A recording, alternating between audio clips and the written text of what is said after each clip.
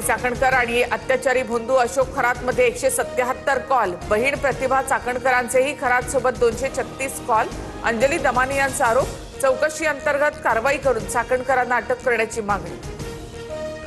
उपमुख्यमंत्री एकनाथ शिंदे आणि खरात यांच्यामध्ये तब्बल 17 कॉल झाले, दोघांमध्ये सर्वाधिक 21 मिनिटे चर्चा झाली।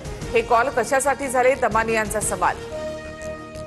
भाजप नेते चंद्रकांत पाटील यांचे 8 आणि आशिष शेलार यांचा खरातला 1 कॉल झाल्याचा दमानियांचा दावा, तर सुनील तटकरे खरात यांच्यातही 8 कॉल झाल्याचा आरोप।